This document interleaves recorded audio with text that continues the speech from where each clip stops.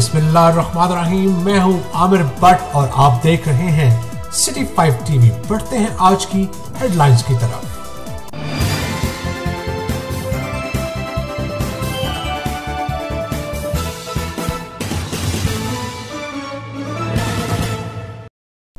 मौजूदा लॉकडाउन में गरीब मुस्तहिक अफराद को एहसास कफालत प्रोग्राम के जरिए रकम की अदायगी के लिए सेंटर्स तो कायम कर दिए गए, लेकिन रकूम की अदायगी शुरू ना हो सकी।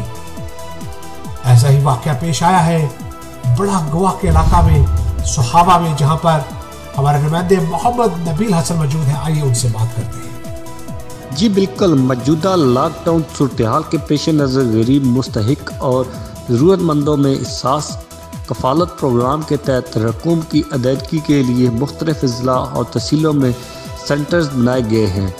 इसी हवाले से सुहावा में गवर्नमेंट कैप्टन असनाद शहीद हाई स्कूल सुहावा में भी रकूम की अदायगी के लिए सेंटर बनाया गया, जहां नादरा निजी बैंक और बेनज़ीर इनकम सपोर्ट के नुमाइंदों को रकूम की अदायगी का पाबंद बनाया गया, जहां गुज़श्ता 2 दिनों में एक भी मुस्तहिक को अदायगी नहीं की गई।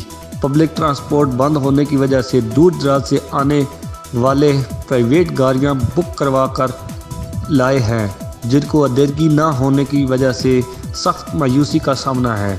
इंतज़ामिया इस हवाले से कहना है कि शहरियों को लिंक डाउन होने की वजह से अदायगियाँ ना हो रही हैं, जबकि मोबाइल मनी ट्रांसफ़र फ्रेंचाइज को इस हवाले से अदायगी करने से रोक दिया गया है, जिस वजह से इन सेंटरों पर बाहर सैकड़ों की तादाद में लोग जमा हो रहे हैं, जो कि कोरोना के मज़ीद फैलने का सबब बन सकते हैं।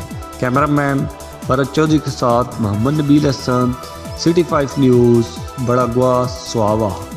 सिटी 5 टीवी में फिलहाल इतना ही। मज़ीद खबरों के लिए देखते रहिए सिटी 5 टीवी। मत भूलिए हमारा पेज लाइक करना, सिटी 5 टीवी। तब तक के लिए इजाज़त दीजिए। अल्लाह निगहबान।